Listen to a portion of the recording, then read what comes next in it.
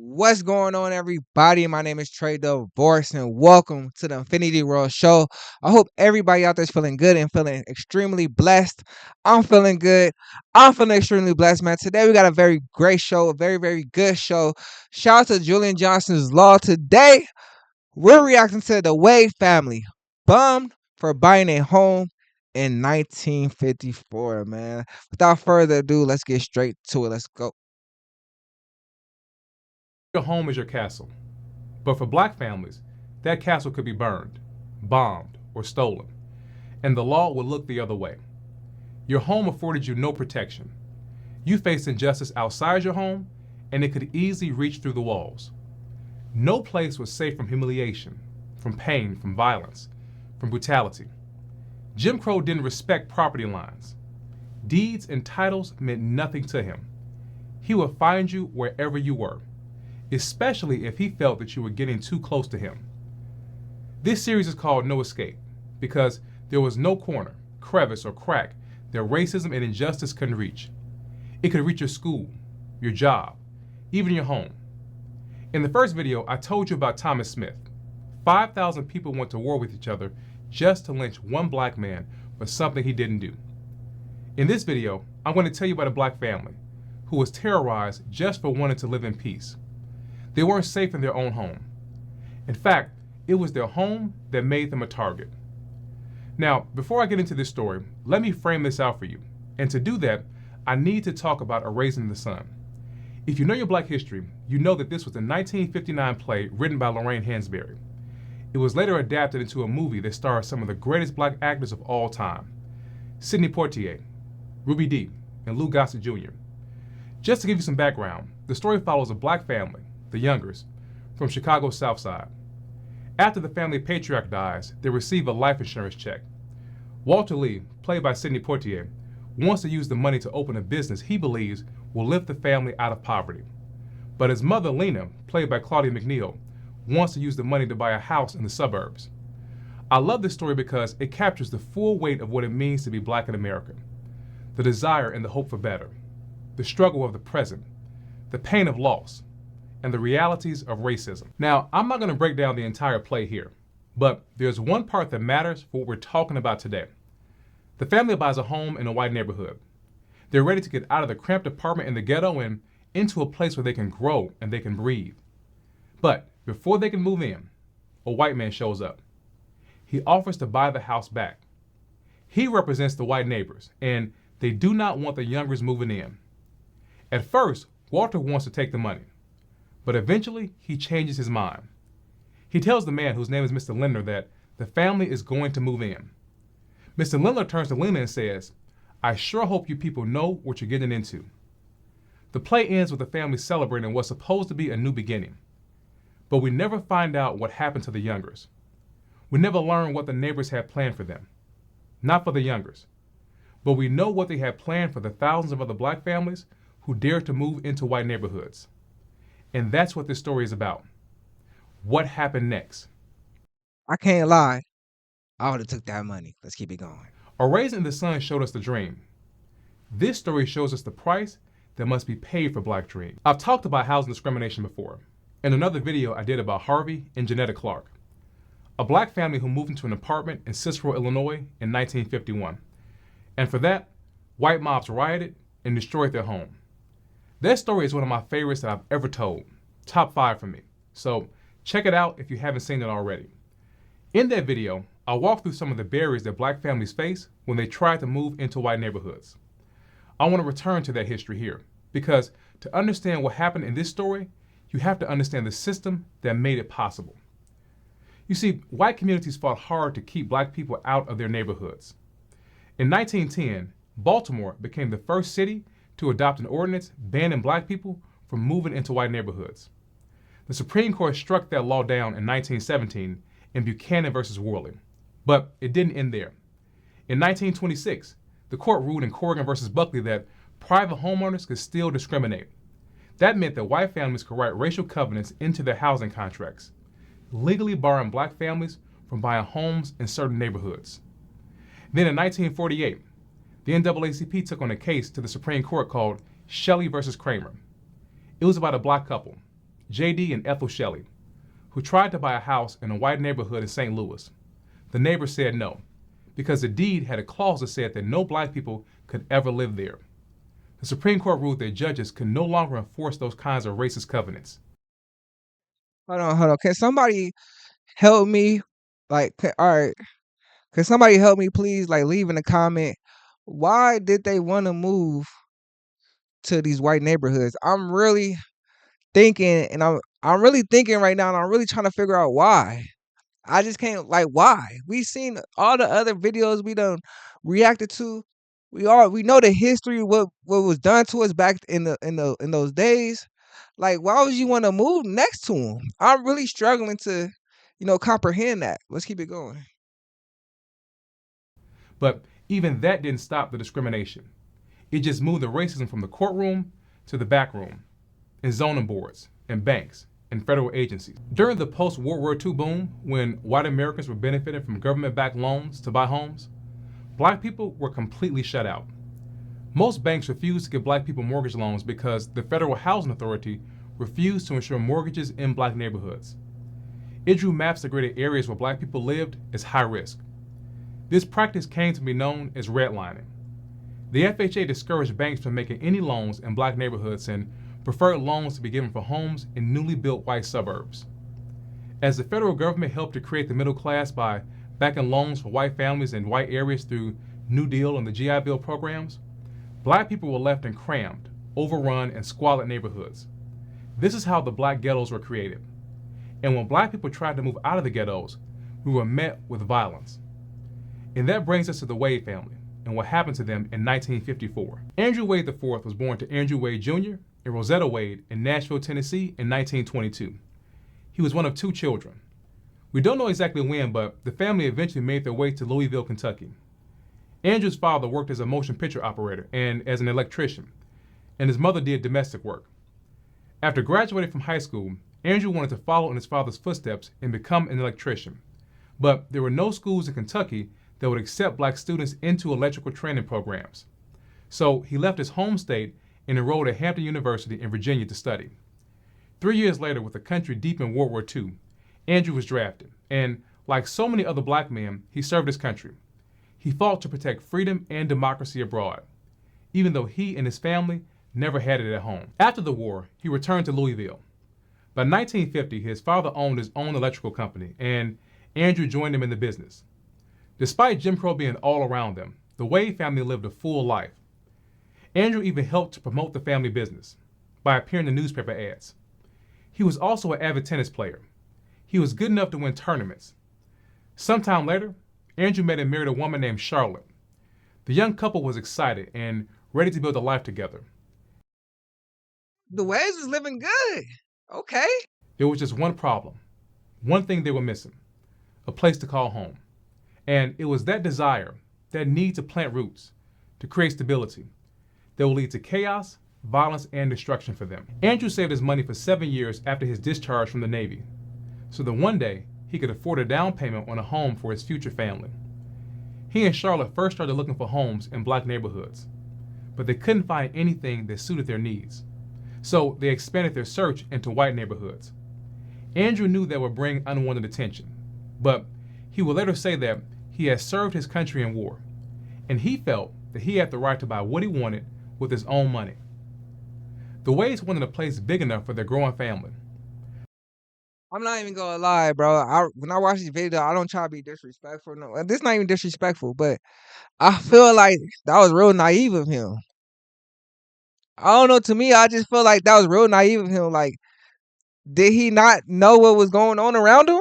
Did he not see what was going on around him? Did he not read the room? Let's keep it. They liked the ranch-style homes in the Louisville suburbs, but they ran into roadblocks at every single turn. Several housing developers refused to sell to them once they learned they were black. One builder, whose son Andrew served with in war, refused to build for them. Then they came across a modest little home in Shively. It was perfect. It was the right look and the right price. But there was one problem. It wasn't the money, because they had that. It was their race. They were black. And there was no way they were going to get into Shively. So instead of getting denied again, they came up with a plan. The Wades were a well-respected black family, and they were politically involved. Both Andrew and his father were contributors to Louisville's black newspaper, The Defender. They were active in the NAACP and spoke out against the injustices inflicted on black people. In 1953, Andrew wrote an editorial in The Defender. He criticized the hypocrisy of a country that condemned atrocities abroad while allowing black citizens to suffer the same brutalities at home. He warned that black veterans, just like himself, men who served their country in war, were having their homes bombed just for trying to move into white neighborhoods. Little did he know that that would become his story. Because Andrew was politically active, he knew white allies who were sympathetic to the black freedom struggle. One such couple was Carl and Ann Braden. He knew them from the NAACP and from his volunteer work on Henry Wallace's 1948 presidential campaign. Andrew and Charlotte asked the Bradens if they would buy the house and then transfer the property to them. They weren't doing anything illegal. They were trying to get around the blockade that had been put in place to keep black families out of white neighborhoods. Whites wouldn't sell to black buyers, but they would sell to other white people, and that would be the Wades' way in. The Bradens quickly agreed to help them. Andrew and Charlotte were elated. They could finally begin their lives in a good home, in a good area, with good schools. They already had a young daughter, Rosemary, and Charlotte was pregnant with their second child. The Bradens bought the home. But I'm not even gonna lie, okay, a good area for who? It couldn't have been a good area for them. A good school for who? It, am I tripping? Yo, y'all put in the comments right now, am I tripping or not? Y'all let me know if I'm tripping. I'm real life confused on why he didn't understand why he didn't understand. Or I'm just confused on why why they try so hard to live amongst people that hated them. What I don't understand. On May 7, 1954, and the property was transferred to the Wades a few days later. With joy and excitement, Andrew and Charlotte moved into their new home on May 14th on Roan Court. Now, notice I said they had joy and excitement when they got the keys to their new home. Their joy was for the journey that was to come, the journey of raising a family in peace and tranquility. That was exciting.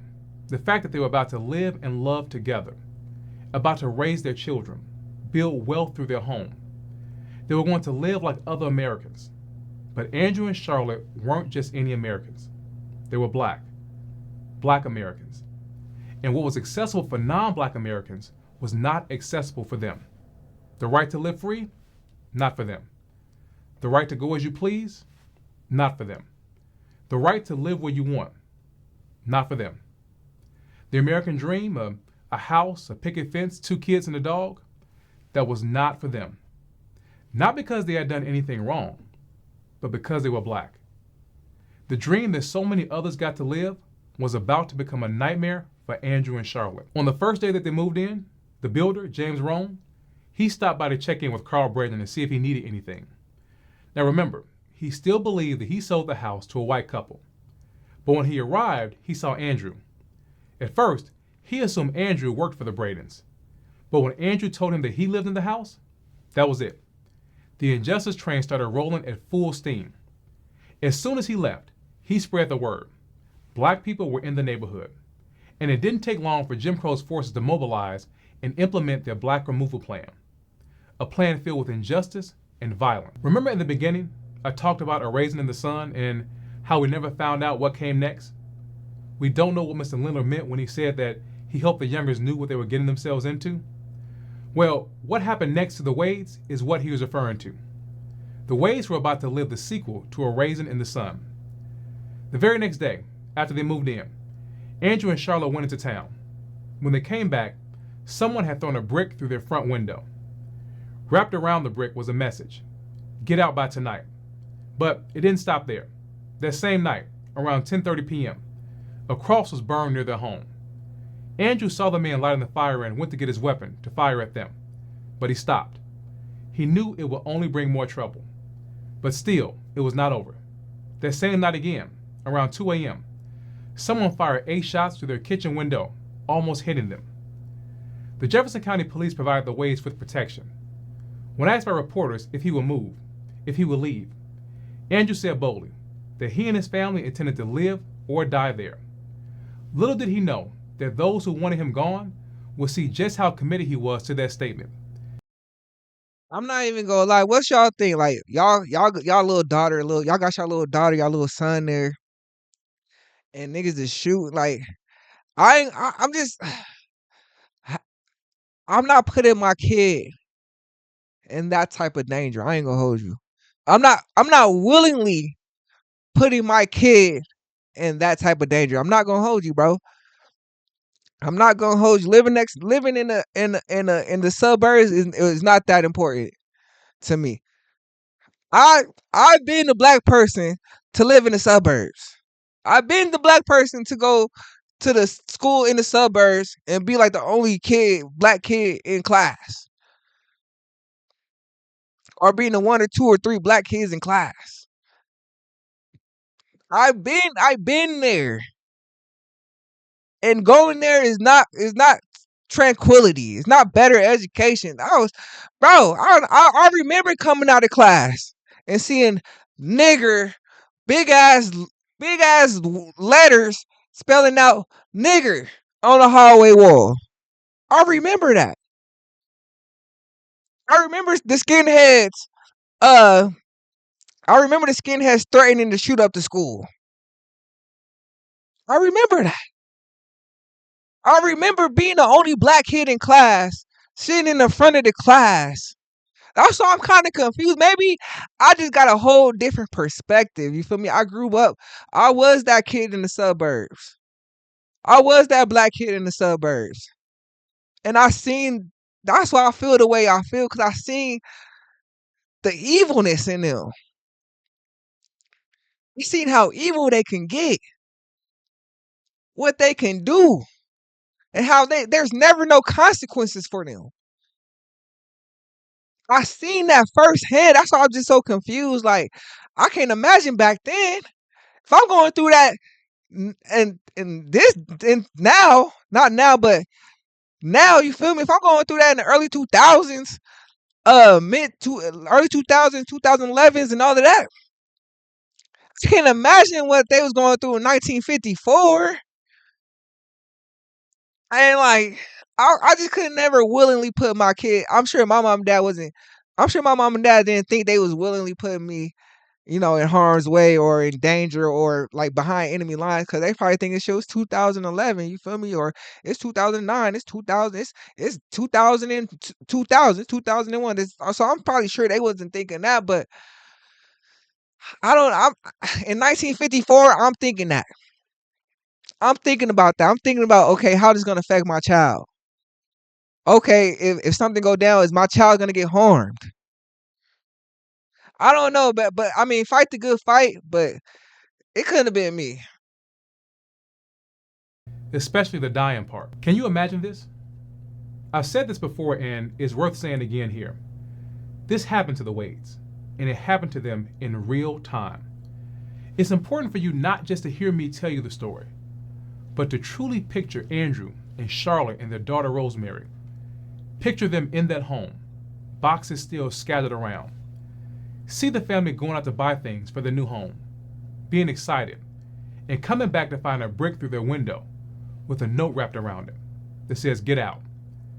See them preparing for bed, then seeing men out front, putting up a cross, pouring gasoline on it, and lighting it on fire in full view of their home. Imagine the conversations they had. Should we leave? Should we stay? Are we safe? Maybe Rosemary should sleep with us tonight. And once they settle in, trying to find some rest, shots were through their kitchen window. This is not just a story. The Wades lived through every second of their night. They breathed through every terrifying moment. This is what is meant by no escape. Where were they supposed to go? They were supposed to be safe in their home, but it was their home that made them a target. Where they chose to live is what invited this terror. This is what it meant to be black. no hiding place from injustice. And I want us to be careful not to fall into second guessing. Sitting here over 70 years later, imagining what we would have done, how we would have handled it. We have to be careful with that because Julian Johnson, I know what I would have done. I know what I would have done. I'm not moving my wife and my kid to basically behind enemy lines. Basically, you surrounded by enemies. And you thought everything's just gonna be cool? No, I'm not doing that. I can't rock with you on that, Mr. Julian Johnson. I can't rock with you on that. I'm not putting my daughter. We just had to thug it amongst our people. We just had to thug it amongst our people and try to make the best of it. But I'm not taking my family and surround them with enemies. And then dude stood on it like, nigga, we ain't going nowhere. While they house getting shot up, like once that house would have got shot up, I'm dead. Hey, y'all got it. I don't even want to be around y'all anyways. That's just me though. when we do that, we're applying our standard of living and decision making to a time when Jim Crow made life or death decisions for black people and did it with the full force of law. The truth is, none of us know what we would have done in that situation. Andrew and Charlotte lived through something none of us would ever want to face. And we owe it to them not to second guess their actions. It's not fair to them and to the thousands of other black families who lived through this. After violence didn't work, the builder stepped in to try to get the Wades out. He offered to buy the house back, even at a profit to them. But still, they said no. Because it wasn't about the money for the Wades. It was about the principle, about the right to live where they choose. And that should have ended it, but it didn't. Because Jim Crow had all kinds of people working for him. He wasn't just the leader of the mobs. He ran the courts, the police, and even the banks and the financial institutions. He was everywhere. Andrew and Charlotte legally purchased the home. They had a mortgage on it. They had every intention to pay that mortgage, and they hadn't missed a single payment. They hadn't defaulted on any of their obligations. The trouble that came was not their doing. But remember, as I just said, Jim Crow had people working for him in every sector. Ever wondered what your home looks like from space? Enter your address and Yeah, this is a wild story, y'all. But let's keep it going. Let's keep it going, y'all. Let's keep it going. Let's go. South End Federal Savings and Loan held the $8,000 mortgage on the Wades home. And on June 18th, the bank sued the Wades for foreclosure. They were throwing everything they had at this black family. And this goes back to the point I've been highlighting in so many of my videos. When you were black, you were outside the law. It didn't protect you. It was there to be weaponized against you. And this is a perfect example of that. Foreclosure is supposed to be for people who default. The Wades had not done that, but the bank still marched into court and used the law as a tool of Jim Crow. And there was nothing they could do to stop it. Once again, they had no escape. The Wades knew they had to act fast. Attorney Eubank Tucker stepped in and took their foreclosure case, representing the family in court to try and stop the bank from seizing their home. And it wasn't just Attorney Tucker. Black people across Louisville stepped up too. A group of local leaders formed the Wade Defense Committee to help the family fight back. Reverend M.M.D. Perdue, pastor of Emmanuel Baptist Church, he served as the chairman. He didn't see this as just about the Wades. He said they were fighting for something larger, not just saving one family's home, but investing in a future where black people could live in a decent world. The committee called on the public to donate to the Wades, to help them with this cause, to help them fight back, to help them keep their home. Meanwhile, Andrew and Charlotte were doing everything in their power to stop the bank from taking their home. They needed $8,000 to pay off the mortgage in full. So they went to a black-owned bank and applied for a loan. And they were told they would get it. But the pressure surrounding them was intense. This wasn't just about the money anymore. This was about the neighborhood, about power. And when the opposition found out that the Wades were about to secure the money, that they were about to beat the foreclosure and stay in their home, they escalated. On the night of June 26th, the Wades' home was bombed with dynamite. The house was destroyed. making sure they would never get the loan they needed to save it. Under the law, banks couldn't lend money on a property that wasn't livable. And that law, like so many others, was turned against the Wades. The bombing all but guaranteed the foreclosure. By the time any repairs could be made, the bank would have already taken the home back. Everything they worked for was gone. 7 years of savings, gone. The dream of building a life, a family, and a future, gone. All because they were black and wanted to live in a decent home. Now remember, the Wades had police protection, or at least they were supposed to. Officers were assigned to guard the home the night that it was bombed, and yet somehow the patrolman on duty didn't see a thing. He never saw the perpetrators walk up to the house, crawl underneath it, place the explosives, and then walk away. Not one thing. The Kentucky Bureau of Negro Affairs wasn't buying that excuse. Its president, Attorney Eubank Tucker, who also represented the Wades, called on the FBI to investigate the police department for its complicity in the bombing. But nothing happened. No investigation, no accountability. No one cared what happened to the Wades. When she was interviewed, Charlotte Wade said this about the bombing. Must my husband and I always possess this fear created by oppression? Must we live friendless and skeptical in a white neighborhood? She went on to ask, must I, my children, and my grandchildren live and die in racism? I want you to sit with that, because that wasn't just a statement. That was a cry. A black woman, a mother, and a wife standing in the rubble of what was supposed to be her dream, asking if fear was going to be her family's inheritance, wondering why violence was their reward for hard work. She was asking the same questions that every black person asked in those days, and still asks today. Why? Why am I hated? What have I done? Why can't my family thrive? Why must we suffer? Why are we relegated to the bottom rail of society? Why must we die in such brutal and horrific ways? Why do you hate us? What do we ever do to deserve this? These are the questions of a people who have known nothing but injustice. And that's what Charlotte was asking after Jim Crow came to her home and refused to leave. The Wade Defense Committee continued to fight for the family.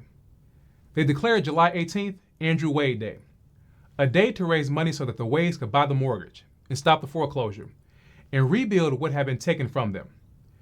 I love to tell stories like this because it gives us a chance to expand our understanding of what black resistance really looked like, to move beyond the narrow and selective stories of protest that we're usually told. The truth is, we fought back, we organized, we protested, we supported each other year after year, in every era, in every way since emancipation. And they put know what I respect about our ancestors and all that back then? They actually put the money up. They actually put the money up. Today, we not putting no money up to help each other. We not putting no money up to help somebody to build schools, to build communities, to build all this other stuff. We're not doing that. I haven't seen it. There's probably little small examples that happen. There's probably small examples that happens like that now. You feel me? Where black people put their money up to help somebody, but it ain't all the time like how they was doing back then. They was ready to help each. They was ready to help each other. They went to bat for each other. You feel me? Like, nah, like, man, I wish I grew up in a black community like that. I wish I grew up in an environment like that where just black people just help each other. Where something go wrong, the whole community come out and help from across the country. I wish, bro. I wish. Because every year after freedom, there was a new plan to drag us back into chains, back into bondage. And stories like this are just one of countless moments when black people came together to say no to Jim Crow. But Jim Crow just would not stop, because when we stood up, he knocked us back down. No one was ever arrested for the bombing of the Wade's house, but someone was arrested at the Wade's house for something else entirely. That person was Andrew Wade. The police were supposed to be protecting the Wades, but all they did was add to the harassment. In early August, the Wades were visited by their friend Wallace Turcotte. The police didn't want him in the home, not because he was a threat, but because they didn't want any more black people there. They claimed Wallace's name wasn't on the approved list of visitors allowed to see the Wades. When Andrew objected, both he and Wallace were arrested and taken to jail. They weren't released until each posted a $100 bond. The police saw nothing when the mob showed up with fire and dynamite. Nothing when a black family's home was blown off its foundation. But let one black man show up to visit his friends, and suddenly they sprang into action. Andrew was tried, convicted, and sentenced to 30 days in jail. And he was fined $100 for breach of the peace. Imagine being able to build anything just by thinking about it. This a crazy nigga. A list. Like it's the club or something. He did nothing wrong. He bought the home. He was fined $100 for breach of the peace at his own home. Let that settle. He did nothing wrong. He bought the home, secured the mortgage. He didn't burn a cross on anyone's lawn. He didn't fire shots into anyone's house. He didn't plant dynamite and put a community at risk. He did none of that. He served his country, risked his life for it, and his reward was violence. His reward was silence from the law. His reward was jail time and a fine. All because he dared to buy a home. All because he dared to speak up about who had the right to walk through the door of his own home. But this story is not over just yet, because it takes an unexpected turn from here. Andrew got his punishment, but there were still others involved in this incident who Jim Crow needed to send a message to. Commonwealth attorney A. Scott Hamilton was under pressure. The black community was demanding accountability. They wanted the bombers prosecuted. They wanted justice. And Hamilton did something all right, just not what anyone expected. He convened a grand jury to investigate the entire incident. But when the investigation ended, it wasn't the bombers who were indicted. It was Carl and Ann Braden, along with 7 of Andrew Wade's white supporters. Not for violence, not for fraud, not for trespassing, but for sedition. The state of Kentucky charged them with attempting to overthrow the government, simply because they bought a house and sold it to a black family. That's it. It was the first time the state had ever used its 1920 sedition law. I want you to really think about that. The people who bombed the Wade's home were never prosecuted, but the people who helped them buy it were treated like enemies of the state. This is how Jim Crow operated. It wasn't just about punishing black people. It was about punishing anyone who dared to stand with us. They cast the Bradens as communists, framed their act of support as some subversive plot to destroy America. Because in Jim Crow's eyes, helping a black family move into a white neighborhood, that was treason. The sedition charges weren't just about intimidation. They were strategic. This was the 1950s, the peak of McCarthyism. Anti-communist hysteria was everywhere, and Jim Crow used that hysteria as a weapon. Instead of admitting that racism was the root of the violence, the state flipped the script, claimed that the Bradens weren't fighting for civil rights. They were a part of a communist conspiracy to sow unrest in America, and that gave them the cover. Instead of prosecuting the men who planted the bomb, they put a white couple on trial for subversion. The state even argued that the Wades were just pawns in the Bradens' larger plot, as if a black family seeking a home was part of some master plan to take down democracy. This is how Jim Crow protected himself, by punishing those who helped black people, by turning support into a crime, and by using patriotism as a cover for injustice. Carl Braden was tried and convicted of sedition. For helping the Wades buy a home, he was sentenced to 15 years in prison and fined $40,000. That's nuts. That's nuts. 15 years in prison and 40,000. Yo, did y'all hear what just happened? Yo, it'll make treason. They charged for treasonous. That's crazy. But in 1956, the U.S. Supreme Court struck down the state sedition laws in a case called Pennsylvania versus Nelson, and Carl was released. While the Braden sedition trial grabbed national headlines, the Wades were still fighting largely alone. The foreclosure suit dragged out into 1957, and the insurance money from the bombing was frozen while the courts debated who should receive it: the builder, the mortgage company, or the Wades. When the court finally ordered the money to be applied to the mortgage, it left Andrew with nothing to repair the home. The bank then demanded full payment. A couple from Chicago stepped in to help, but the violence and the threats never stopped. Just 6 months later, fearing for his family's safety, Andrew Wade sold the home and moved his family to Louisville's West End. He continued his activism briefly in the 1960s, but soon after that, he withdrew into private life. Leonardo da Vinci That's what I'm and saying. the Shroud of Turin. See, that's what I'm saying. That's what I'm saying. Like, you see why they say he moved because for fear of his family's safety. That's what I'm like. That's what I'm saying. Like, I don't know. Like, I just couldn't after that, after the bombings and the shootings, and I just couldn't move my. I just looking at the landscape of what's going on in 1954. I know you fought in the war and all of that, but if he like, I'm just trying to make it make sense in my head. In 1954, if I'm a black man, I'm looking around, what's going on? I think the last thing I would do is go live next to some white family, to live next to a white family, or move to a white community.